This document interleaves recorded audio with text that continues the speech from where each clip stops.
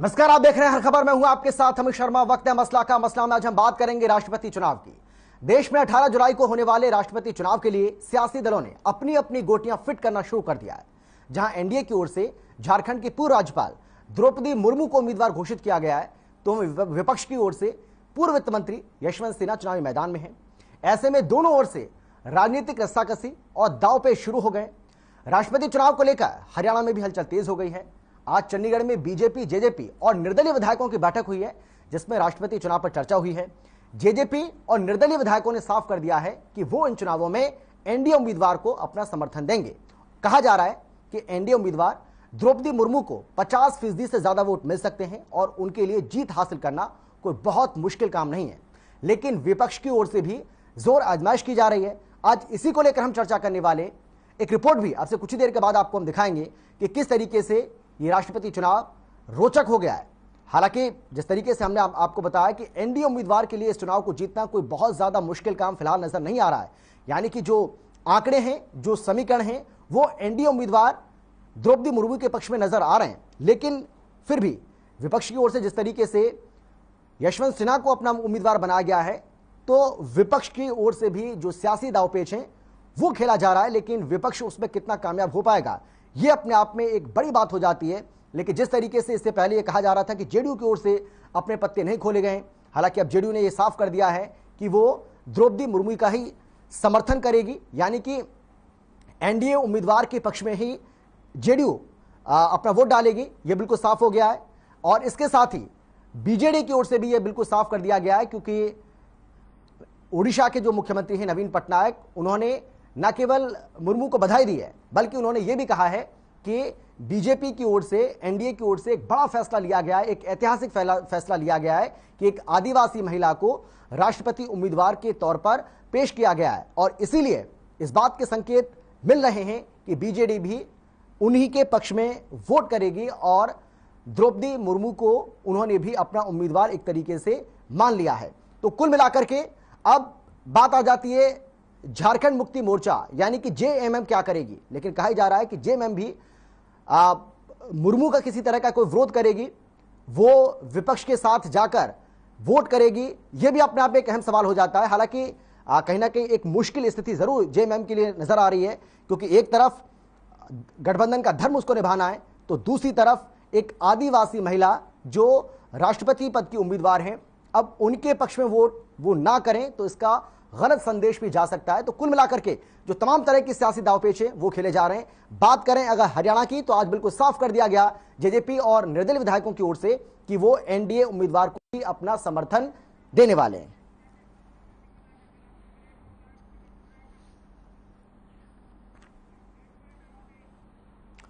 और इस पूरे मामले को लेकर एक रिपोर्ट हमने आपके लिए तैयार की है। सबसे पहले रिपोर्ट आपको हम दिखाते हैं, उसके बाद चर्चा की शुरुआत करते हैं।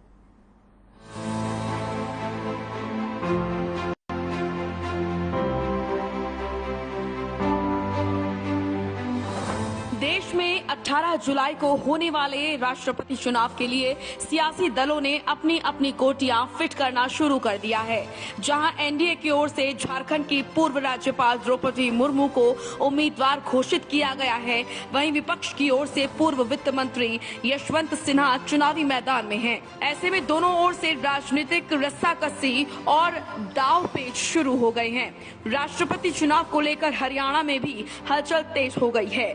आज चंडीगढ़ में बीजेपी, जेजेपी और निर्दलीय विधायकों की बैठक हुई, जिसमें राष्ट्रपति चुनाव पर चर्चा हुई। जेजेपी और निर्दलीय विधायकों ने साफ कर दिया कि वो इन चुनावों में एनडीए उम्मीदवार को अपना समर्थन देंगे।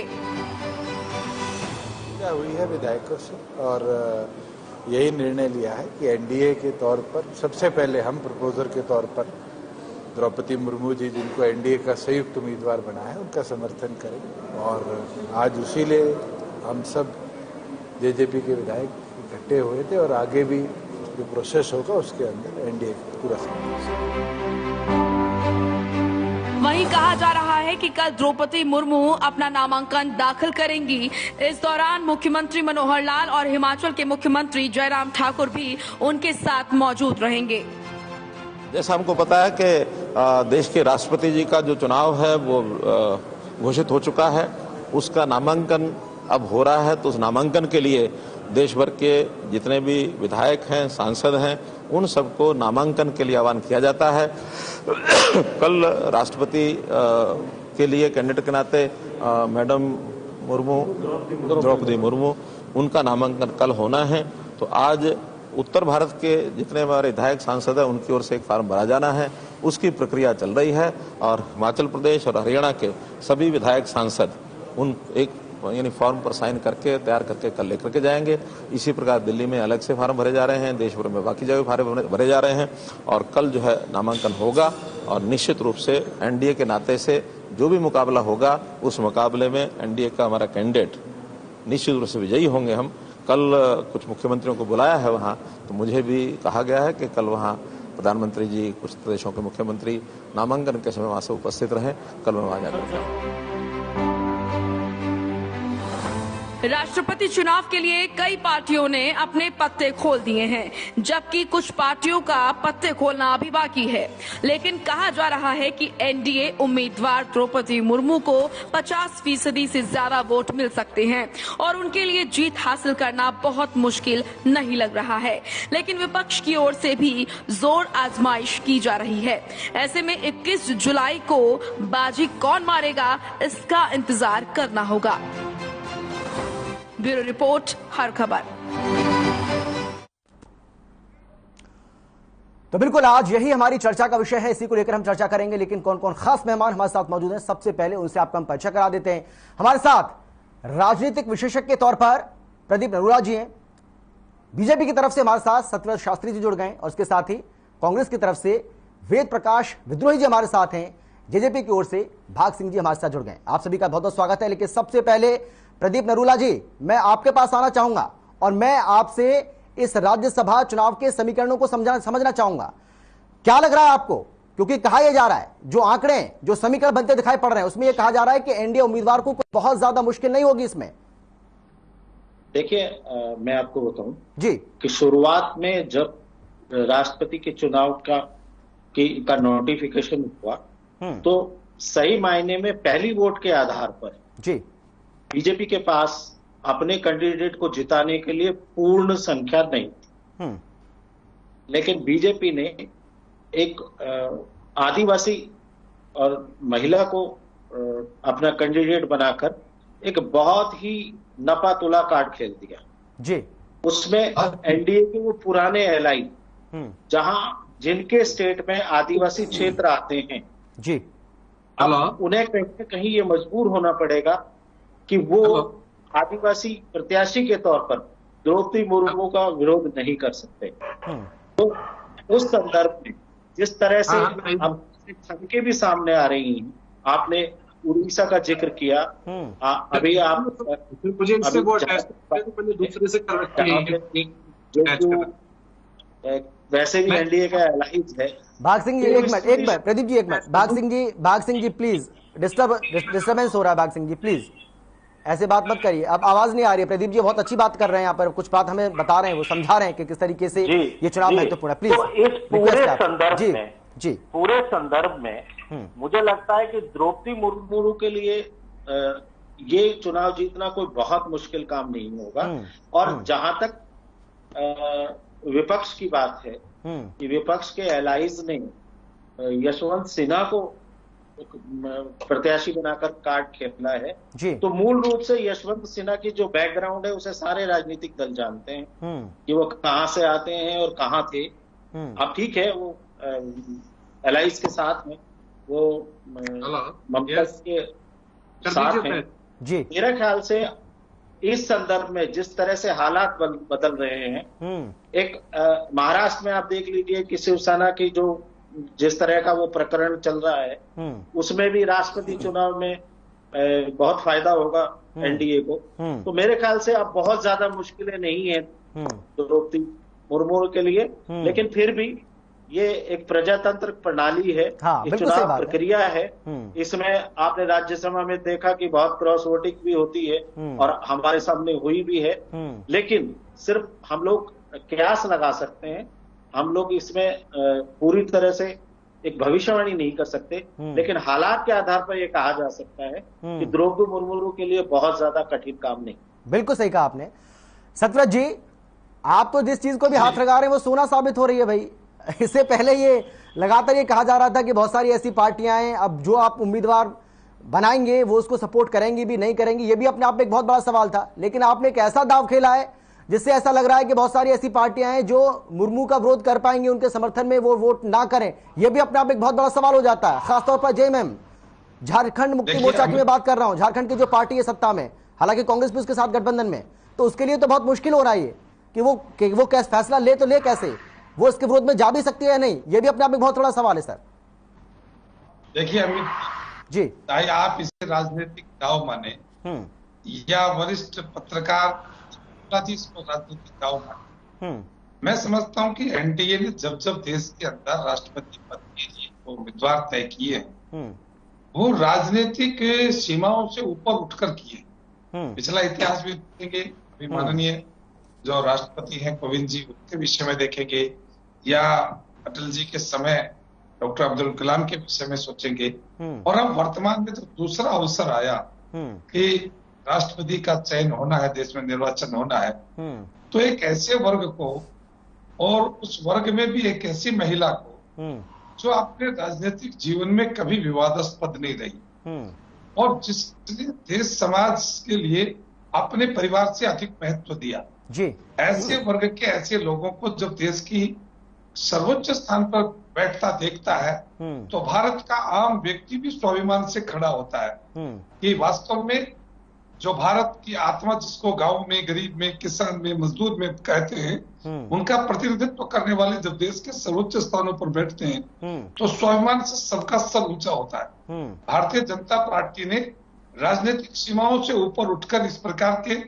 एक नेता को आगे बढ़ाया है जो वास्तव में बहुत बड़े वर्ग का और बहुत बड़े एक ऐसे समाज का प्रतिनिधित्व करते हैं जिसको देश की मुख्य भूमिका के अंदर आना भी बहुत जरूरी है और उसके देश के निर्माण में जी बड़ी भूमिका जिसकी रहती है। तो मैं समझता हूं कि भारतीय जनता पार्टी के नेतृत्व ने जो इस राष्ट्रपति चुनाव के निर्णय में माननीय द्रौपदी मुर्मू को जो उम्मीदवार घोषित किया है वो बेहतरीन विकल्प देश का। ठीक है, सतव्रत जी मैं लौटूंगा आपके पास। भाग सिंह जी मैं आपके पास आते हुए सर, देखिए आपने मुर्मू को समर्थन करने का फैसला किया है तो इसमें कोई नई बात तो आपने की नहीं है भाई। आप यहां पर गठबंधन में साथ में सरकार आप चला रहे हैं तो अब एनडीए का समर्थन आप करेंगे, ये जाहिर सी बात है, लेकिन इस बात का आपने औपचारिक तौर पर आज ऐलान भी कर दिया, यानी कि ये साफ संकेत है कि जहां एनडीए वहां जेजेपी, जहां बीजेपी वहां जेजेपी।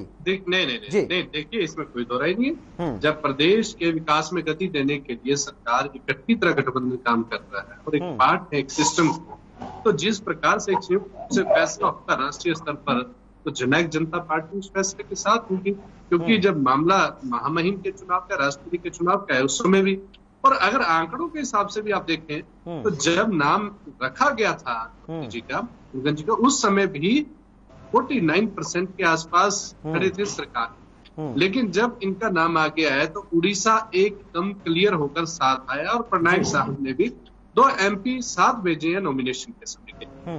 उसके बाद छत्तीसगढ़ और झारखंड है, वहां पे जब लोकल विधायक चुनाव विधायक वहां की पब्लिक क्लियर कर चुकी है उन लोगों को, चाहे वो किसी पार्टी से है। मैं विशेष दल का नहीं नाम दूंगा कि यदि आज आप खिलाफ वोट करते हो तो कल को हमारे बीच में मत आना।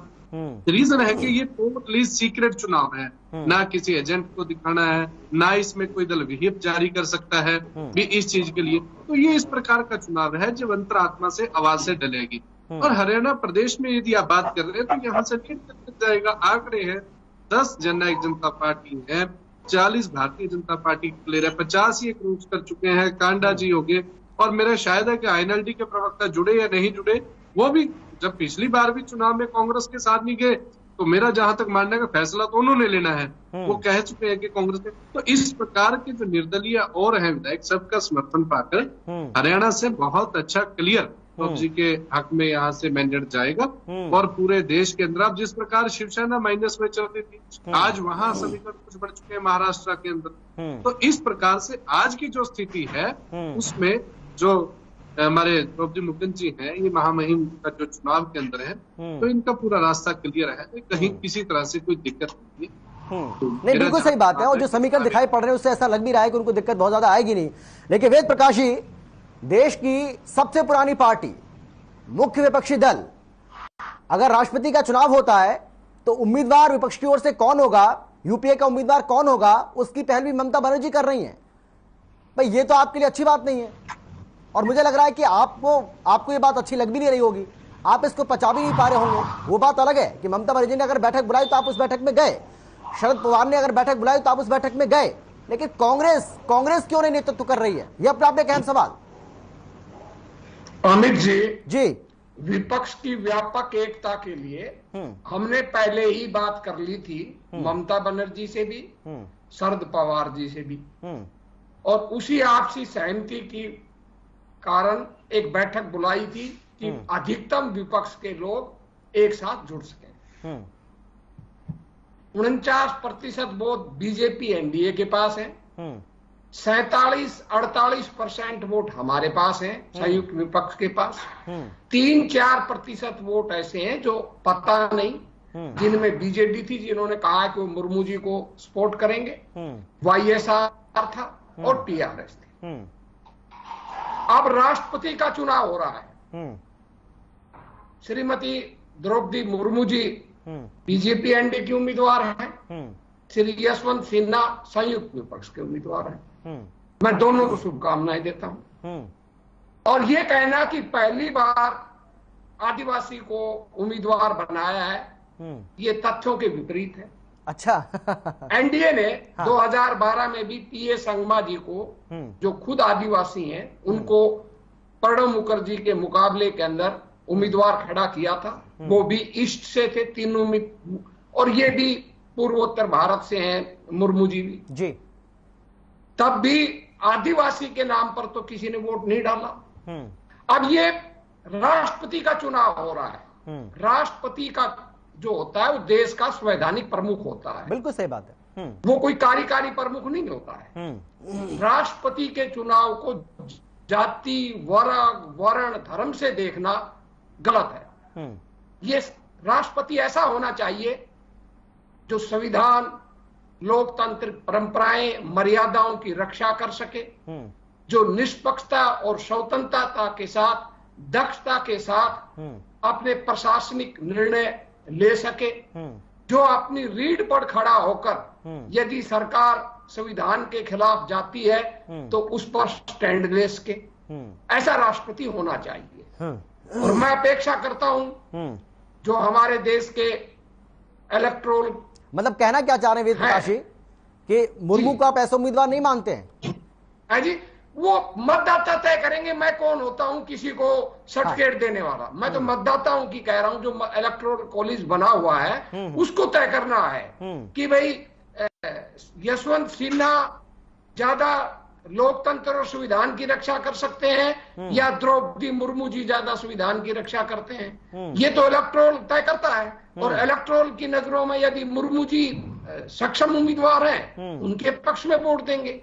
और यदि इलेक्टोरल ये महसूस करता है कि यशवंत सिन्हा जी उम्मीदवार अच्छे हैं, उनके पक्ष में वोट देंगे। मैं जो मूल बात कह रहा हूं कि राष्ट्रपति के चुनाव को धर्म, जाति, वर्ण, वर्ग से जोड़ना गलत है।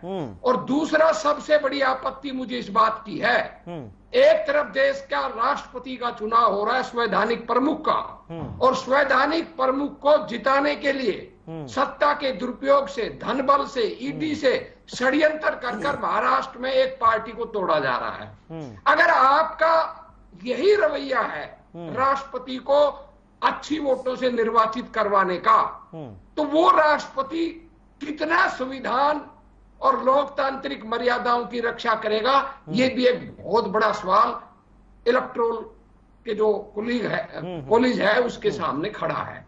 अब ये तो उन्होंने तय करना है कि वो किस तरफ जाते हैं, किसको योग समझते हैं। और हर पार्टी को अधिकार है कि वो जिसे चाहे वोट दें। आपने कहा कि कांग्रेस ने पहल क्यों नहीं की। देखिए, ये कोई पार्टी का चुनाव तो हो नहीं रहा जो मैंने चर्चा की थी। नहीं सर, व्यापक सहमति की बात देखी जाती है। देखिए आज भी आप सबसे बुरे दौर से गुजर रहे हैं। लेकिन वेद प्रकाश जी, मैं आपकी तारीफ कर रहा हूं, एक मिनट आप 10 सेकंड के लिए मेरी बात सुनिएगा। आज कांग्रेस पार्टी अपने सबसे बुरे दौर से गुजर रही है, बावजूद इसके आप मुख्य विपक्षी पार्टी है सर, बावजूद इसके आपके देश में बीजेपी के बाद सबसे ज्यादा सांसद हैं। मैं ये आपसे ये कहना चाह रहा हूं सर कि मुख्य विपक्षी पार्टी होने के नाते नेतृत्व अगर आप नहीं कर रहे हैं, ममता बनर्जी कर रही हैं, या केसीआर करना चाहें या कोई और करना चाहे, वो गलत है ना? आपको लगता है वो ठीक है आपके लिए? इस मामले में नेतृत्व की पहली पहल कांग्रेस ने की थी। मैं आपको बता रहा हूं ना, अगर आप बैकग्राउंड में जाएं तो सोनिया गांधी ने, क्योंकि वो बीमार थी, मल्लिकार्जुन खड़गे को अधिकृत किया था, और मल्लिकार्जुन खड़गे ने सबसे पहले शरद पवार जी से बात की थी और ममता बनर्जी से बात की थी। आप उस बैकग्राउंड को क्यों भूल रहे हैं? ये अखबारों में भी छपा है, मैं लौटूंगा सर आपके पास, प्रदीप नरूरा जी। मैं जो ये सवाल उठा रहा हूं, मैं आ रहा हूं वेद प्रकाश जी, मैं लौटूंगा आपके पास। मैं जो सवाल उठा रहा हूं, भाई मैं कोई गलत सवाल उठा रहा हूं प्रदीप जी आप बताइए। मैं जो ये सवाल उठा रहा हूं, सवाल को गलत कहा कह रहा हूं, मैंने जो कहा नहीं, आप गलत सवाल कर रहे हैं। नहीं कोई बात नहीं वेद प्रकाश जी, मैंने जो आपसे सवाल किया है, भाई देखिए जो पॉलिटिकल एक्सपर्ट है हमारे साथ, मैं चाहता हूं कि वो भी उसको थोड़ा सा क्लैरिफाई कर दे। हो सकता है मैं गलत बोल रहा हूं, तो क्या दिक्कत है उसमें, समझ लेते हैं जी प्रदीप जी। अमित देखिए, मैं आपको एक बात बताऊं। हाँ जी। कि जिस तरह के आप अभी बात कर रहे थे, इसमें संदेह नहीं है कि अभी भी मुख्य विपक्ष की भूमिका को कांग्रेस को निभाना चाहिए, लेकिन कांग्रेस पार्टी के और के हालात पर अगर नजर डालें तो कई बार पार्टी का मुराल भी कम हो जाता है, और वो चीजें कांग्रेस के कई जगह, कई स्टेट में प्रकरणों से साफ जाहिर भी हो रहा है कि कांग्रेस की हालत ही पतली नहीं है, मुराल में भी कमी। बिल्कुल सही बात। तो ये चीजें मोराल के ऊपर भी होती हैं कि आप नेतृत्व करने की क्षमता तभी आगे दिखा सकते हैं जब आपका मोराल बहुत हाई है। और जिस तरह के हालात हैं, इन हालात में अगर वो कह रहे हैं कि पहल हमारी है लेकिन नेतृत्व ममता जी को दे दिया है, तो इससे विपक्ष में कोई ज्यादा फर्क नहीं पड़ता। आपने देखे कितने साल तक एनडीए के प्रमुख के रूप में दूसरे दलों के नेताओं ने नहीं प्रदीप जी, सवाल इसलिए खड़ा हो जाता है कि ममता बनर्जी कांग्रेस के लिए क्या क्या बोल रही हैं। इससे पहले आपने बयान उनके सुने होंगे, किस तरीके से बुरा भला उन्होंने कांग्रेस को कहा है। सोनिया गांधी के बारे में बहुत सारी बातें उन्होंने कही हैं, तो उससे ऐसा लग रहा है कि कहीं ना कहीं जो एक स्पेस खाली होता है उनको दिखाई पड़ रहा है, उनको वो लगता है कि वो उस स्पेस को भर सकती है। देखिए अमित जी, कई बार अलग अलग विचारधारा और एक जाति दुश्मनी होने के बावजूद भी किसी दुश्मन को हराने के लिए दूसरे दुश्मन एक हो जाते हैं। तो ये राजनीति में सर्वदा संभव है कि हम आपस में बाद में निपट लेंगे, पहले इसको निपटा के देख लेते हैं। तो ये चीजें राजनीति में संभव हैं। और देखिए प्रजातंत्र लोकतंत्र है, अगर किसी एक मुख्य सत्ता दल का आपने विरोध करना है तो एक, जैसे इन्होंने एनडीए बनाया है, उन्होंने भी अलायंस बना रखा है, उसमें कोई ऐसी नई बात नहीं है, कोई आश्चर्यजनक बात भी नहीं है। बाकी मसले हैं अपने सुलझ लेंगे, लेकिन अब राष्ट्रपति का चुनाव है इसलिए विपक्ष एक हो रहा है। तो मैं आपको एक और बात बता दूं कि बार बार ये अभी विद्रोही जी बार बार जिक्र कर रहे थे कि संविधान के नियमों का पालन करने वाला, देश को एक साथ चलाने वाला, बहुत सारी किताबी बातें की हैं। हमारा इतिहास है, सबने पढ़ा है, सबने देखा है। मैंने भी देखा है कि किस तरह के राष्ट्रपति किस दल ने कैसे बनाए, और हर सत्ताधारी पार्टी ये चाहती है कि राष्ट्रपति उनके फेवर का हो, और अक्सर होता भी है प्रदीप जी, अक्सर होता भी। मैं आपको बताऊं कि शुरुआत में जो मतों का अंगणित था उसमें 7,000 कुछ मतों से एनडीए पीछे था। एनडीए को स्पष्ट बहुमत नहीं है, जैसा उन्होंने जिक्र किया कि 49% इलेक्ट्रोल उनके साथ, एनडीए के साथ है। अगर ऐसा नहीं होता और अगर बीजेपी के पास 51 या 52% होते तो शायद बीजेपी खुल के खेलती और कैंडिडेट भी कोई और होता। बिल्कुल। तो ये परिस्थितियां हैं, जिन परिस्थितियों के आधार पर, जिसे हमने कार्ड कहा है कि आदिवासी कार्ड खेला गया है, ये परिस्थितियों का आधार है जिसपे ये आदिवासी, जिसपे हम कार्ड की बात कर रहे हैं, जिसमें कई दलों को मजबूर होना पड़ रहा है कि वो शायद इस बीजेपी का या एनडीए का समर्थन करते राष्ट्रपति चुनाव में या ना करते। बिल्कुल सही बात। लेकिन अब जो हालात बन गए हैं उसमें ये स्पष्ट है कि वो आदिवासी कैंडिडेट का विरोध नहीं कर सकते। ये सारे वक्ताओं ने ये बात कही भी है और सबने मानी भी है। और वोट बैंक को तो कौन अपने वोट बैंक को कौन ये कहना कि हमने, ये कहना बीजेपी का कि हमने निर्विवाद रूप से ऐसे कैंडिडेट को दिया है, आपकी मजबूरी थी अब्दुल कलाम को, उस वक्त भी आपके पास इलेक्टोरल पूरे नहीं थे, आपकी मजबूरी थी, आज भी आपकी मजबूरी है, क्योंकि अगर आपने अपने कैंडिडेट को प्रथम वरीयता के आधार पर जिताना है तो आपको मजबूरी है कि आपको एक ऐसा कैंडिडेट लाना पड़ेगा जिसमें विपक्ष के में टूट हो और विपक्ष के दल भी आपके साथ। ठीक है सर, मैं लौटता हूं आपके पास, मैं आता हूं सर आपके पास। जी सतव्रत जी, लेकिन जो प्रदीप जी कह रहे हैं, प्रदीप जी बहुत बड़ी बात कह रहे हैं, लेकिन मैं आपसे ये जानना चाहूंगा कि क्या वाकई में अब आप बिल्कुल निश्चिंत हो गए कि भाई मुर्मू जीतने वाली हैं, उनको कोई नहीं हरा सकता? क्योंकि अभी भी कई पार्टियां ऐसी हैं जिन्होंने अपने पत्ते नहीं खोले। आम आदमी पार्टी विपक्ष की तरफ से बैठक बुलाई जाती है, वो नहीं जाते हैं, आपका भी वो समर्थन नहीं कर रहे हैं, बिल्कुल न्यूट्रल बने हुए हैं अभी। तो सर अभी ऐसी पार्टियों से भी तो आपको बातचीत करनी पड़ेगी, उनसे भी तो आपको उनकी राय लेनी पड़ेगी, उनसे पूछना पड़ेगा, हाँ भैया कब आ रहे हैं आप हमारे साथ, आ भी रहे नहीं आ रहे, कहाँ जा रहे हैं आप? तो अभी भी कहीं ना कहीं आपके लिए एक मुश्किल है। अभी भी अगर आप बिल्कुल निश्चिंत होकर बैठ जाएं, मुझे नहीं लगता है कि वो स्थिति है अभी, और है तो आप बता दीजिए। ऐसे अमित जी अभी वेद प्रकाश जी भी कह रहे थे कि ये पहली बार नहीं है। मैं मानता हूं कि पहली बार नहीं है, लेकिन पहली बार में भी पहली बार इसलिए है कि इसी वर्ग की महिला है, ऐसा पहले नहीं हुआ। और प्रदीप जी की इस बात से मैं कतई सहमत नहीं हूं कि मजबूरी है। देखिए, भारतीय जनता पार्टी की नीति में और नीयत में आपको किसी भी फैसले में ऐसा नहीं दिखेगा कि मजबूरी वश किया जा रहा है।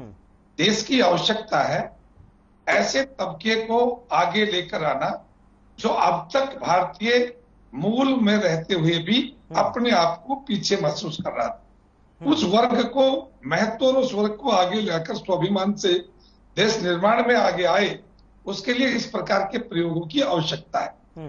दूसरी बात मैं बताऊंगा आपको कि चुनाव कोई भी हल्का नहीं लेते भारतीय जनता पार्टी। मैं अनेक बार कहता हूं कि चाहे वो पंच सरपंची से लेकर राष्ट्रपति तक के चुनाव को हमेशा पार्टी गंभीरता से लेती है, और लोकतंत्र की मर्यादाओं के अंदर चुनाव कसौटी है और चुनाव को जीतने भी एक कसौटी है। उन तथ्यों के ऊपर रहते हुए भारतीय जनता पार्टी तमाम लोगों से, क्योंकि कल तो अभी नॉमिनेशन होना है, अपने परिवार के बीच सहमति बनानी है, उस परिवार में सहमति बनाकर कल नॉमिनेशन होगा, और नॉमिनेशन होने के बाद जब प्रचार आएगा तो उन सब लोगों से आग्रह प्रचार के मत के लिए किया जाएगा जो राष्ट्रपति पद के इस चुनाव के अंदर जो मतदाता होंगे, तो चाहे वो विपक्ष का कोई पार्टी हो या कोई भी हो, भारतीय जनता पार्टी अपने तंत्र के माध्यम से और स्वयं राष्ट्रपति उम्मीदवार भी, मैं सोचता हूं, वैसे मैं क्लियर तो नहीं कर सकता, लेकिन वो भी सबसे या उनके प्रतिनिधि बनकर सब लोगों से वोट की अपील करेंगे। क्योंकि जैसा कि विद्रोही जी ने कहा कि ये सर्वोच्च संविधान की और देश के पहले व्यक्ति का चुनाव है, तो वो अपनी मर्यादाओं को भी ध्यान में रखते हुए सब लोगों से वोट की अपील करेंगे, क्योंकि इसके अंदर किसी प्रकार का प्रतिबंध नहीं होता वोटदाता के ऊपर कि वो किसको डालेगा नहीं डालेगा। तो अपील सबसे करेंगे, जो हमारे साथ आएंगे उनका स्वागत है, जो हमारे साथ नहीं आएंगे आगे आने के लिए प्रयास के लिए हम कोशिश करते रहेंगे। ठीक है, भाग सिंह जी बोलिए। जी हाँ भाग सिंह जी, मैं यही जानना चाह रहा था आपसे। देखिए, आपने समर्थन करने का ऐलान कर दिया, आप खुलकर समर्थन करेंगे, अच्छी बात है, लेकिन जो बार बार ये बात आती है कि बार बार ये कहा जाता है कि आपको सीएम भी बनाना है दुष्यंत चौटाला को, तो फिर अगर इसी तरीके से गाड़ी चलती रही तो किस तरीके से परिस्थितियां बनेंगी, क्या होगा, ये भी अपने आप में अहम सवाल हो जाता है। मैं क्या पूछना चाह रहा हूं ये आप समझ रहे होंगे या खुलकर पूछूं? देखिए, मैं काफी हद तक क्लियर नहीं आपका सुन सका था सवाल, लेकिन मैं वैसे बता दूं जिस चुनाव के परिप्रेक्ष्य में आपकी बात है, उस बात में आज आपको, जब में से पहले भी वक्ताओं ने क्लियर किया कि जब स्टार्टअप था तो 49% से था, और हर दल चाहता है, क्योंकि देखिए जो महामहिम का चुनाव है ये एक राजनीतिक, जो विधायक हैं, एमपीज हैं, इस प्रकार का चुनाव यहीं से होगा, ये डायरेक्ट पब्लिक को रिप्रेजेंट करते हैं। दल चाहता है कि एक अच्छी विचारधारा के साथी है जो पब्लिक से जुड़े हों, और द्रौपदी मुर्मू जी का जो पिछला आपने देखा होगा, चाहे वो अधिकारी के तौर पर हो, सरकारी नौकरी का कार्यकाल हो, मंत्री के तौर पर कार्य किया हो, और या उन्होंने स्टेट के अंदर काम किया हो मंत्री के तौर पर, बल्कि वो कार्यकाल हर चीज में देखा जाता है। आज तक किसी तरह का कहीं कोई दाग नहीं, कोई कुछ नहीं, एक समाज सेवा और पारिवारिक हालातों का तो देखिए हर परिवार के हालात अलग अलग है, मैं इस बार जिक्र है, बड़ा संघर्ष में जीवन जिया है और उन्हें ग्राउंड स्तर पर पता है कि किसकी कैसी समस्या है, और इवन के उनका खुद बताना है कि इतना साधारण व्यक्ति तक के लोग राशन कार्ड बनवाने तक के लिए भी गवर्नर हाउस तक पहुंच जाया करते थे, यानी कि इतना साधारण व्यक्ति तक एक राशन कार्ड जो एक पार्षद का कार्य है, लोग इतना प्यार करते हैं कि वहां तक पहुंच जाते थे, तो लोगों की भावनाएं जुड़ी थी। और जो राजनीतिक लोग विधायक का चुनाव लड़ेंगे आगे, वो भावनाओं का जरूर ख्याल रखेंगे, क्योंकि उन्होंने यदि दोबारा विधायक बनना हो किसी भी पार्टी से हो, इस समय माहौल ये बन चुका है जब उड़ीसा से सीधा सीधा समर्थन आ चुका है, और अब छत्तीसगढ़ और झारखंड की बारी है, वो भी विधायक, मैंने कहा है कि खुद मतदान है, आत्मा की आवाज है। मैं ऑन एयर आपके चैनल पर आज कहता हूं कि जो द्रौपदी मुर्मू जी हमारे, श्रीमती द्रौपदी मुर्मू जी हमारे राष्ट्रपति पद के उम्मीदवार हैं, वो तय है, उनकी जीत तय है, हरियाणा से भी जीत के जाएंगे और पूरे देश के अंदर वो जीतेंगे, और हमारे देश के अगले महामहिम के रूप में वो, उनकी तैयारी है, वो महामहिम बनेंगे। ठीक है, लेकिन वेद प्रकाश जी, मैं ये कह रहा हूं कि जब हमें पता है कि हमारा जो उम्मीदवार है, या यूं कह लीजिए कि जो समीकरण है, जो नंबर गेम है, वो हमारे पक्ष में नहीं है, तो क्यों ना एक साझा उम्मीदवार सत्ता पक्ष की ओर से, विपक्ष की ओर से, दोनों की तरफ से खड़ा कर दिया जाए, तो उसके थोड़ा सा एक अलग उसका एक मैसेज जाता। लेकिन जिस तरीके से कि नहीं, अगर आप कुछ खड़ा कर रहे हो तो हम उसमें अपना उम्मीदवार जरूर खड़ा करेंगे, ये जो, हालांकि देखिए लोकतंत्र है, यहाँ पर सभी को आज़ादी है, अपना उम्मीदवार खड़ा कर सकते हैं, चुनाव लड़ सकते हैं, लेकिन मेरा कहने का मतलब ये है कि जहां पर आपको दिखाई पड़ रहा है कि नंबर्स जो हैं वो आपके पक्ष में नहीं है, उसके बावजूद भी उम्मीदवार खड़ा करना, कैसे देखें इसको? देखिए, सर्वसम्मत उम्मीदवार की पहल करना सत्ता पक्ष का काम होता है। जब अब्दुल कलाम जी को राष्ट्रपति का चुनाव एनडीए के समय लड़ाया गया, तब वाजपेयी जी ने कांग्रेस से पहल की थी, बात की थी, नाम बताया था। आपसी चर्चा से एक दो दलों ने खड़ा कर दिया था, वरना सर्वसम्मति से वो जीत गए थे, चुनाव लड़ा था उन्होंने। अब मोदी जी ने और भाजपा ने ये तो कहा कि हम विपक्ष से बात करेंगे, और गडकरी जी और राजनाथ जी को बात के लिए अधिकृत भी किया। राजनाथ जी ने फोन पर कांग्रेस नेताओं से बात भी की, पर जब उनसे नाम पूछा गया कि भाई हम समर्थन करें, आप नाम बताएं, तो वो नाम उन्होंने बताया नहीं। तो इसका मतलब क्या है कि आप सर्वसम्मति नहीं चाहते थे, केवल सर्वसम्मति की नोटंकी करना चाहते थे। जैसे रामनाथ कोविंद जी को जब इन्होंने राष्ट्रपति बनाया, तब भी यही नोटंकी की थी। अरुण जेटली जी, राजनाथ जी, गडकरी जी, वेंकैया जी सोनिया जी के घर गए, उनसे मिलकर आए, पर जब नाम पूछा, नाम नहीं बताया। जब सत्ताधारी दल अपने पत्ते नहीं खोलेगा और एक ऐसे व्यक्ति का नाम सामने नहीं रखेगा जिस पर विपक्ष अपनी प्रतिक्रिया दे सके, तो सर्वसम्मत उम्मीदवार कहां से होगा? जब उम्मीदवार की बात पूछी तो उम्मीदवार का नाम उन्होंने नहीं बताया। जब उन्होंने नहीं बताया तो स्वाभाविक है, हमने भी अपना उम्मीदवार तय कर लिया। ये तो सत्ताधारी दल की जिम्मेदारी होती है ना कि वो पहले नाम बताए, और सर्वसम्मति से हो जाता, बहुत अच्छी बात है। इस बात से मैं सहमत हूं, बहुत अच्छी बात आपने नहीं हो पाया, सही बात है।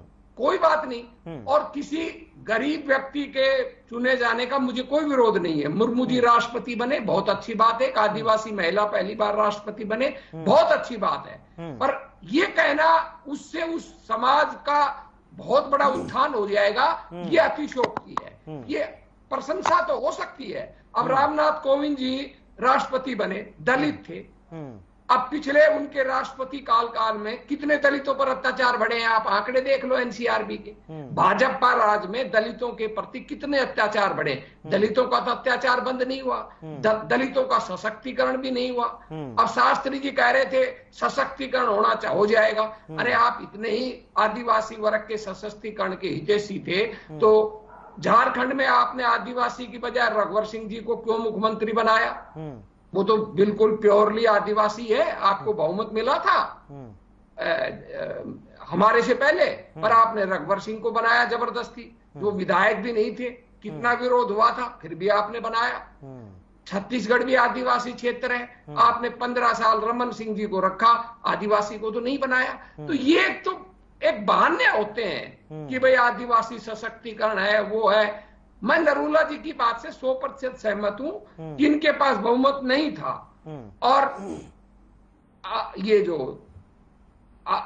वाईएसआर कांग्रेस और बीजू जनता दल अपने पत्ते नहीं खोल रहे थे, तो इन्होंने बीजू जनता दल की वोट लेने के लिए मुर्मू जी को बना दिया। 2 कार्ड खेल दिए, उड़ीसा की भी है और आदिवासी की भी है। उन्होंने अपना कार्ड खेला। तो नरूला जी सही कह रहे हैं, this is a card, political card, कोई आदिवासी सशक्तिकरण की बात नहीं है। और मैं आपकी बात का जवाब देता हूं। आपने कहा था कि हमने पहल क्यों नहीं की। हमारे सामने भी एक समस्या थी, टीआरएस और आप पार्टी, उनका यह मत था कि हम कांग्रेसी बैकग्राउंड के व्यक्ति को समर्थन नहीं करेंगे। तो ऐसी स्थिति में जब व्यापक एकता करनी होती है तो कहीं न कहीं त्याग करना पड़ता है। अगर आप त्याग नहीं करोगे तो आपकी व्यापक एकता नहीं होगी। तो हमने इस खुद पीछे हटकर 48% वोटों को तो इकट्ठा किया। टीआरएस भी हमारे साथ जाएगी। अब केवल वाईएसआर कांग्रेस के पत्ते नहीं खुले हैं, बाकी सबके पत्ते खुले हुए हैं। आप मेरी बात याद रखना। तो वाईएसआर कांग्रेस जनता दल ने खोल दिए। सर, अगर वाईएसआर कांग्रेस, मेरी जानकारी है, वाईएसआर कांग्रेस तो एनडीए के साथ ही रहा है। जब से वोट हो जाती तो बड़ी टक्कर बहुत मजबूत होगी। जी प्रदीप जी, अब ये देखने की बात है वो आएगी या नहीं आएगी, ये तो उनका ठीक है, बिल्कुल सही कह रहे हैं आप, अपना वो भी साफ रवैया है। प्रदीप जी। हाँ जी अमित जी, मैं एक आपको बताऊं, तो जब बार बार कार्ड का इस्तेमाल कर रहे हैं तो निस्संदेह हम ये कह रहे हैं, ये मान रहे हैं कि मुर्मू जी की जीत में कोई राह में कोई रोड़ा नहीं है। नहीं तो हम इनसे कार्ड ना कहते। जो तो थोड़ी बहुत कसर थी उन्होंने, बीजेपी का थिंक टैंक जब सब कुछ अच्छा चलता है ना जिसका, तो उसकी सारी सोच और सब कुछ बढ़िया चलता है, बढ़िया चलता है। बीजेपी का इस वक्त थिंक टैंक, आपने शुरू में एक शब्द कह दिया कि आपका हर चीज सोना हो रहा है, तो वो जो थिंक टैंक कर रहा है और सोच रहा है वो पत्ते बिल्कुल सही पड़ रहे हैं। और ये जो द्रौपदी मुर्मू जी को इन्होंने कैंडिडेट बनाया है, ये वाकई इस बिल्कुल हालात के में फिट बैठता है। और मेरे ख्याल से, मुझे भविष्यवाणी तो नहीं करनी चाहिए, मेरे ख्याल से मेरा मानना ये है कि उनकी जीत की राह में कोई रोड़ा नहीं। उनकी जीत की राह में कोई रोड़ा नहीं है, बिल्कुल सही आपने कहा। लेकिन जो वेद प्रकाश जी जो कह रहे थे, जो एक सवाल मैंने किया कि भाई एक साझा उम्मीदवार, चाहे वो सत्ता पक्ष हो या विपक्ष हो, दोनों खड़ा करते, एक अच्छा मैसेज देने की कोशिश करते, जब पता है कि नंबर्स जो हैं दूसरे के पक्ष में नहीं है, तो फिर उसके बावजूद भी अलग अलग उम्मीदवार अपने खड़ा करना। तो एक बात बताऊं मैं आपको अमित जी, ये सब कहने की बातें हैं, जिस तरह से पॉलिटिकल हालात और जिस तरह से बयानबाजी और छींटाकशी और गाली गलौज और बहुत ऐसे शब्दों का इस्तेमाल इस राजनीति में हो रहा है, उसमें सर्वसम्मति से महामहिम का चुनाव संपन्न कराना संभव नहीं था। इसलिए वो बात ठीक है उनकी कि बीजेपी ने सिर्फ दिखावे के लिए सबको एक करने की कोशिश की। उन्हें भी पता था कि ऐसा कुछ नहीं होने वाला, इसमें समय बर्बाद करने की कोई आवश्यकता नहीं है, और ना ही कांग्रेस ऐसा होने वाली थी, या ना ही कांग्रेस किसी ऐसे प्रत्याशी का समर्थन करने वाली थी जो बीजेपी चुन के सामना खड़ा करे। बिल्कुल सही, और इतिहास गवाही देता है इस बात की प्रदीप जी, सिर्फ एक ही बार ऐसा हुआ है जब इस तरीके से चुनाव हुआ हो राष्ट्रपति का निर्विरोध तरीके से, लेकिन उसके बाद कभी ऐसा हुआ नहीं। अब उन्होंने खुद माना कि कलाम साहब के वक्त भी दूसरे अन्य दलों ने खड़ा कर दिया। तो जब ये देश और ये राजनीतिक दल कलाम साहब के लिए एक नहीं हो सकते, तो आप काहे की इतनी अपेक्षाएं बढ़ा रहे हैं देशवासियों की, ये राजनीतिक दल एक हो जाएंगे? बिल्कुल। सत्यव्रत जी बोलिए।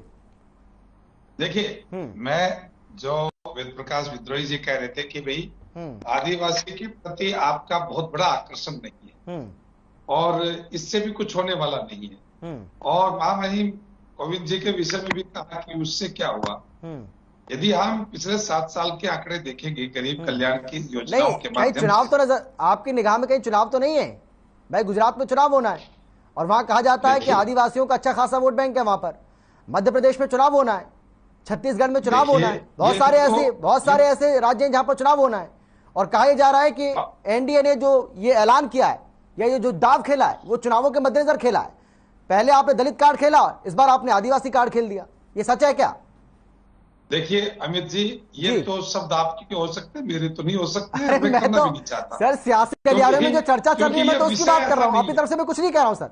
मैं समझ गया भाई, मैं तो जो पढ़ता लिखता रहता हूँ, जो सुनता हूँ, वो बात मैं आपसे करता हूँ। मैं अपनी तरफ से कुछ थोड़ी कह रहा हूँ। अगर मैं गलत कह रहा हूँ तो प्रदीप से पूछ लिए, आपको प्रदीप जी बता देंगे। अगर मैं गलत कह रहा हूँ तो बता देंगे कि हाँ मैं गलत बोल रहा हूँ। देखो अमित जी, मैं आपका जब नाम ले रहा हूं तो आप उस समाज का प्रतिनिधित्व कर रहे हैं जो लाखों लोगों के मैसेज पढ़ने से, देखने से आपके साथ आते हैं, उनको लेके आते हैं। बिल्कुल सही बात। मैं भी आप बोलता हूं तो मैं उसी वर्ग को ध्यान में रखते हुए बोलता हूं। ठीक है सर, बोलिए। तो जब आप इस प्रकार का सोचते हैं तो मैं कम से कम उन शब्दों का प्रयोग नहीं कर सकता। मैं भाव, भावना, नीति और नीयत, इनके आधार पर भारतीय जनता पार्टी के पिछले कामों को, वर्तमान समय में चल रही जो व्यवस्थाएं उनको, और भावी भारत के निर्माण में जो जो चीजें आवश्यक है उनको मद्देनजर रखकर ही भारतीय जनता पार्टी के निर्णय होते हैं। मैं अतिशयोक्ति को कहूंगा, यदि आप मानोगे, कि भारतीय जनता पार्टी के लिए चुनाव जीतना कोई बड़ी बात नहीं। जिस प्रकार का वातावरण देश के अंदर है, जिस प्रकार की स्थितियां हैं, भारतीय जनता पार्टी किसी भी उम्मीदवार को, किसी भी वर्ग के उम्मीदवार को उसकी अपनी क्वालिटी और भारतीय जनता पार्टी और देश के प्रति उसका डेडिकेशन को देखकर चुनाव लड़ा सकती है और जिता सकती है।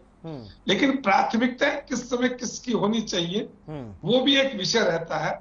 तो उसी विषय को ध्यान में रखते हुए माननीय द्रौपदी जी को महामहिम राष्ट्रपति पद के उम्मीदवार के रूप में हम सबने चयन किया है, और ये जन भावनाओं के अनुकूल है, वर्तमान देश की आवश्यकताओं के अनुकूल ये चीजें हैं। इसलिए इसको कार्ड शब्द का प्रयोग करके राजनीतिक सीमाओं के अंदर भाई जन भावना के अनुकूल है ये फैसला। जहां वेद प्रकाश में सवाल तो सुन लीजिए, मैं सवाल सुन लीजिए, उसके बाद बोलिएगा सर। आप पूरा मौका मैं आपको दूंगा।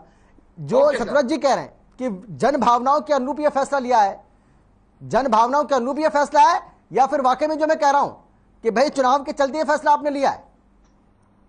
अमित जी, आप खुद मीडिया से जुड़े हुए व्यक्ति हैं जी, आप अच्छी तरह जानते हैं देश का कौन चैनल, कौन पत्रकार 24.7 घंटे भाजपा संघ का प्रचार करते रहते हैं और किसके कहने से प्रायोजित राइटअप होते हैं, आप मेरे ज्यादा जानते हैं।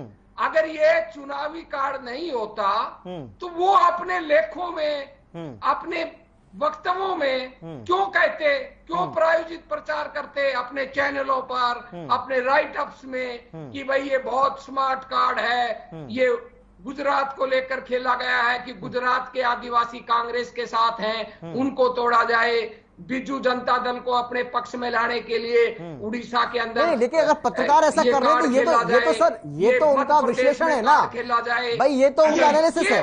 नहीं वेद प्रकाश जी, ये तो उनका एनालिसिस है, उसमें क्या है? रिपोर्टिंग वो कर रहे हैं जो दिन रात भाजपा के पक्ष में रिपोर्टिंग कर रहे नहीं हैं। ये बाकायदा जिनके ये बात आप गलत कह रहे हैं व्हाट्सएप मैसेज आते हैं। विद्रोही जी, ये बात आप गलत कह रहे हैं। देखिए नहीं ऐसा नहीं है भाई। पत्रकार का काम क्या होता है? अगर मैं कह रहा हूँ तो आपको ये राजनीति नजर आ रही है। पत्रकार का काम क्या होता है? पत्रकार का काम तो यही होता है ना सर कि जो घटनाक्रम घट रहा है विश्लेषण करेंगे अपने आप से, तो आपको खुद जवाब मिल जाएगा कि ये कार्ड है या आदिवासी। चलिए ठीक, भाग सिंह जी कुछ कहना चाह रहे हैं, भाग सिंह जी बोलिए, भाग सिंह जी कुछ कहना चाह रहे हैं। मैं एक बात कहना चाहता हूँ, बोलिए, मेरे कांग्रेस के मित्र विद्रोही जी बहुत वरिष्ठ हैं, लेकिन एक बात कहते हुए इन्होंने अपने मुख से एक बात कही कि अन्य दलों ने अभी कहा कि आम आदमी हो या ममता जी हो या भी हम कांग्रेस के पृष्ठभूमि को नहीं बनाएंगे। ये अपनी शब्दावली को तो त्याग में यूज करते हैं कि हम त्याग कर रहे हैं, इसको त्याग नहीं कहेंगे, स्ट्रेटेजी कहते हैं। वो हर राजनीतिक दल यूज करता है। जब इनको इग्नोर किया,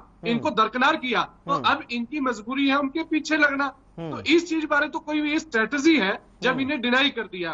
अभी मुरुगन जी के बारे में, आदरणीय द्रौपदी मुरुगन जी के बारे में कहा कि जब बनाते तब क्यों नहीं बनाया, तब क्यों नहीं। अरे भाई, कभी ना कभी किसी को तो बनाया जाएगा। माननीय गवर्नर भी बनाया गया, उन्हें वो सम्मान भी दिया गया। आप इस चीज को कैसे डिनाई कर सकते हैं कि उस समय भी जिनको बनाया गया होगा, हर व्यक्ति किसी न किसी समाज से जुड़ा हुआ है हिंदुस्तान के अंदर, खासकर तौर पर। जब आप लोगों को डिनाई कर दिया आपके जो जिनसे आपको उम्मीद थी, तो ये फ्रस्ट्रेशन है। यहाँ कहकर आप आरोप नहीं, आप अपनी चुनाव की तैयारी कीजिए, बढ़िया तरीके से कीजिए। आज एनडीए पूरी तरह से बहुमत में है और चुनाव होने के बाद मैं चाहूंगा अमित जी फिर यही डिबेट आप दोबारा इसी पैनल को बैठाइए। और आज मैं आपको क्लियर कर देता हूं कि अगले महामहिम द्रौपदी मुरुगन जी बनने जा रही हैं, क्योंकि पूरे देश का समर्थन है, पूरे देश के लोग प्यार करते हैं उनको। क्योंकि जिस प्रकार से एनडीए के तो उम्मीदवार हैं, जिस प्रकार से उड़ीसा से समर्थन मिला है उन्हें बीजू जनता दल का, और वाईएसआर का जो कह रही है, उसकी भी हमें पूरी तरह से पूरी उम्मीद है कि वो साथ आएंगे। छत्तीसगढ़ और अपना जो आपका छत्तीसगढ़ के साथ आपका जो पड़ता है सारा नहीं, आम आदमी पार्टी को पत्ते खोलने से मेरे हिसाब से तो आम आदमी पार्टी ने पत्ते नहीं खोले जा रही हैं। द्रौपदी मुरुगन जी, इस बात से आप निश्चिंत हो जाएं। आप अपना ख्याल रखें, पार्टी का ख्याल रखें। ये चुनाव एक डायरेक्ट चुनाव है और गुप्त मतदान है और आत्मा की आवाज का चुनाव है। अभी अभी आपने राज्यसभा के चुनाव में भी आत्मा की आवाज तो सुनी थी, और महामहिम के चुनाव में भी आत्मा की आवाज पूरे हिंदुस्तान से निकल कर आएगी एनडीए के पक्ष में। इस बात को आप ध्यान रखिए। आपको, आपके जिन दलों से आपको उम्मीद है, आपके मुख से सुन चुके हैं, उन्होंने ही डिनाई कर दिया कि कांग्रेस पृष्ठभूमि को हम आगे नहीं लेकर आएंगे। तो कृपया आप उनसे तालमेल करें और चुनाव की तैयारी करें, और जो एनडीए का है उम्मीदवार, वो भारी बहुमत से जीतने जाए। राज सिंह जी, मैंने आपके उम्मीदवार पर कोई आपत्ति नहीं की, हम अपनी तैयारी कर रहे हैं। मैंने अमित जी के सवाल का जवाब दिया है। अब अमित जी के सवाल का जवाब मैं आपकी इच्छा अनुसार तो दूंगा नहीं। मैं अपनी आप ज्यादा समझदार हैं, बड़े लोग हैं, सत्ताधारी हैं, बड़े विद्वान हैं। मैं एक साधारण गांव का छोटा सा आदमी हूँ, तो मैं अपनी समझ के हिसाब से जवाब दूंगा। आपकी विद्वता के हिसाब से तो मैं उतना विद्वान नहीं हूँ तो जवाब आप लोगों को आगे नहीं लेकर आएंगे। मैं तो उस बात पर आया हूँ बड़े भाई, मैं तो आपसे कहीं बाहर आपके शब्दों को लेकर आया हूँ। चलिए प्रदीप जी बोलिए, प्रदीप जी बोलिए। आप अब आपने सबको सुन लिया, सबको आपने सुन लिया। सुनिए, हाँ बोलिए, सुनिए, बोलिए। मैं अमित जी आपकी बात बता देता हूँ कि अभी शास्त्री जी की एक बात का जवाब देता हूँ कि उन्होंने बार बार कहा कि जब तक ये उम्मीदवार हैं द्रौपदी जी, तब तक ही हम कार्ड की बात कर रहे हैं। ये उम्मीदवारी के ऊपर कार्ड की बात कर रहे हैं। हम ये बात नहीं कर रहे हैं कि वो राष्ट्रपति नहीं बनेंगी या बनने लायक नहीं है या उनको क्यों बनाया। हमने सिर्फ उस बात की है कि जो आंकड़ा आपका कम बैठ रहा था, उसे हासिल करने के लिए आपने एक कार्ड खेला, और आपका कार्ड बहुत, मेरे हिसाब से राजनीतिक हालात के अनुसार बहुत बढ़िया रहा। अब मैं विद्रोही जी मैं विद्रोही जी को कई बार सुन चुका हूँ, 2-3 बार सुन चुका हूँ, तो ये आजकल मीडिया से बहुत ज्यादा नाराज है। वही तो मैं कह रहा हूँ, भाई मीडिया से क्या नाराजगी है, पत्रकारों के लिखने से क्या नाराजगी? पत्रकार तो वही लिख रहे हैं जो आप कर रहे हैं। हाँ, वो और बहुत जल्दी भूल जाते हैं हाँ, कि इस मीडिया के कुछ लोगों ने, कुछ भाइयों ने, हमारे साथियों ने 40 साल आपकी भी सेवा की है। इतनी नाराजगी इस वक्त क्यों? तो अगर इस वक्त सत्ता पक्ष नहीं है, लोगों ने आपको नकार दिया है, तो नाराजगी मीडिया पे क्यों? अब बजाय आप मीडिया के बात के ऊपर कटाक्ष करने के, जनता से जुड़ने की कोशिश करें, बहुत फायदा होगा। ये मेरी बहुत बढ़िया सलाह है आपको। बिल्कुल, धन्यवाद। मुस्कुरा रहे हैं, लेकिन आपकी बात पर मुस्कुरा रहे हैं, उनको भी लगता है कि नहीं राय आप अच्छी दे रहे हैं। सत्य जी सर आपका धन्यवाद। मैंने अपने विचार रखे थे जो मैं महसूस करता हूँ। मैं भी मीडिया का बड़ा सम्मान करता हूँ और सारी बात आपने कह दी वेद प्रकाश जी, ये सही है, आपने सारी बात कह दी, उसके बाद कह रहे हैं मीडिया का बहुत सम्मान करता हूँ। आज वो संपादक स्तर तक पहुंच गए हैं, तब से मेरे मित्र हैं। व्यक्तिगत रूप से मेरी अपनी सोच है वो गलत हो सकती है, मेरी सोच गलत हो सकती है, आपके प्रति पूर्वाग्रह नहीं मेरा। नहीं सही बात है। देखिए वेद प्रकाश जी, ये बात तो सही है कि 5 उंगली बराबर नहीं होती हैं, लेकिन सबको एक साथ घसीटना उसमें वो भी तो सर मैंने कुछ कहा था सर। हाँ। सर मैंने कुछ शब्द प्रयोग किया है। हाँ। कुछ चैनल चलिए ठीक है, अब थोड़ा सा आगे बढ़ते हैं। सतवेद जी बोलिए, 7 घंटे सतवेद जी बोलिए, आप हंसी क्यों आ रही है आपको? मैंने ये शब्द प्रयोग किया है सब अभी विद्रोही जी कह रहे थे कि भैया जन भावना नहीं। अच्छा प्रदीप जी कुछ कहना चाह रहे हैं, उसके बाद आप बोलिएगा सर। मैं विद्रोही जी को कह रहा हूँ कि मैंने भी कुछ का शब्द का प्रयोग किया है कि कुछ 40 साल आपके भी फेवर में रहे। मैं भी सहमत हूँ आपकी बात। चलिए फिर सही है, अब दोनों एक दूसरे की बात से सहमत हो गई, अच्छी बात है। सतवेद जी बोलिए। सरकार धर्म निभाते हैं और ये 75 साल से चला आ रहा है, मैं सहमत हूँ। देखिए अमित जी, जिस प्रकार वेद प्रकाश जी ने कहा कि भाई जन भावना नहीं है, तो जिस जन भावनाएं क्या होती है, पत्रकार या जो उच्च वर्ग जिसको हम बोलते हैं, वो किसी चीज को सेट करें तो जन भावना नहीं होती। नीचे तबके को की बात को सुनकर जब वो अपना मत रखते हैं तो कहते हैं कि जन भावना है। मैं जो कह रहा हूं कि इस वर्ग के प्रति लोगों में जो आकर्षण, जो लोगों में आगे बढ़ने की बात है, उसको जन भावना के अनुकूल बताया। मैं इस बात से कतई सहमत हूं कि भारतीय जनता पार्टी जब अपने एनडीए परिवार के साथ बात करके किसी नाम को निर्णय करके ले जाएगी, वो हार जाएगा। ये कतई भी अविश्वसनीय चीज है। हम जीत के प्रति आश्वस्त होने के बाद आज इस बात पर चर्चा कर रहे हैं, क्या हमारा निर्णय देश समाज वर्तमान राजनीतिक परिस्थितियों के अनुकूल है या प्रतिकूल है। जीत सुनिश्चित होने के बाद चर्चा इस बात की कि ये जो उम्मीदवार है ये वर्तमान स्थितियों के अंदर एक राजनीतिक चाल की बजाय एक स्वच्छ छवि के एक ऐसे वर्ग को जो भारत का प्रतिनिधित्व चाहता है और वो भी इस वर्ग महसूस करे कि हमारे वर्ग के लोग भी देश के सर्वोच्च पदों पर जा सकते हैं, वो स्वाभिमान को जागृत करने का कदम है।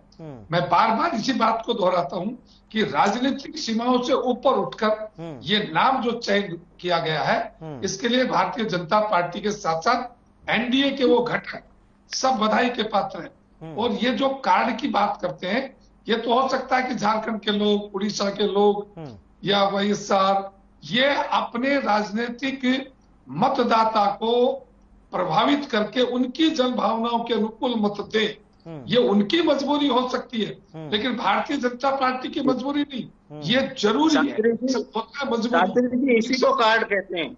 हम मजबूरी में नहीं, जरूरी में ये कदम उठा रहे हैं। इसलिए हमारे निर्णय के ऊपर जनता और जनता के समर्थन से जो विधायक और मतदाता बने हैं वो इसको मत देंगे, इस हमारे मत को अपना मतदान करेंगे, ये मैं आश्वस्त हूँ।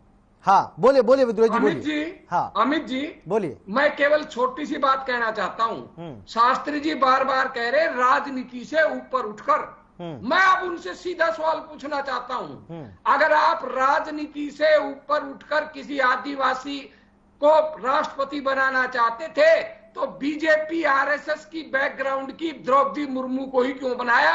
आप बनाते किसी आदिवासी को जो आपकी बैकग्राउंड का नहीं था। इसलिए ये मत कहिए राजनीति से ऊपर उठकर, आप राजनीति खेलते हुए अपने आदिवासी उम्मीदवार को आगे ला रहे हैं, लाइए, मुझे कोई आपत्ति नहीं है, पर ये राजनीति से ऊपर उठने का राग बेसुरा मत आलापिए।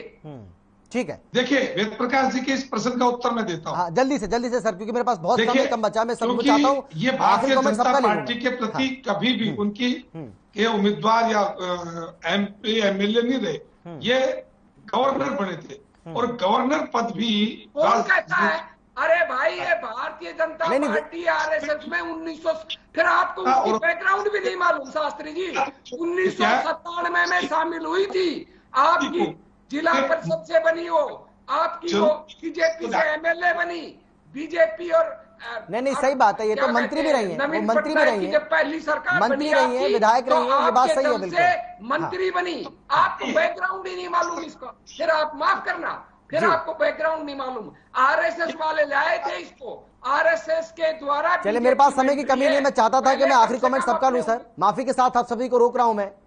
शाश्वत जी आप, सतव्रत जी आपका, विद्रोही जी आपका, भाग सिंह जी आपका और प्रदीप जी आपका शुक्रिया इस चर्चा में शामिल होने के लिए, अपनी अपनी बात रखने के लिए। लेकिन 21 जुलाई को ही ये साफ हो पाएगा कि आखिर कौन किस पर भारी पड़ा। लेकिन ये कहा जा रहा है कि जो अगर हम नंबर्स गेम की बात करें तो वो एनडीए के पक्ष में फिलहाल नजर आ रहे हैं। फिलहाल इतना ही, छोटे से ब्रेक के बाद फौरन लौट रहे हैं, आप देखते रहिए हर खबर।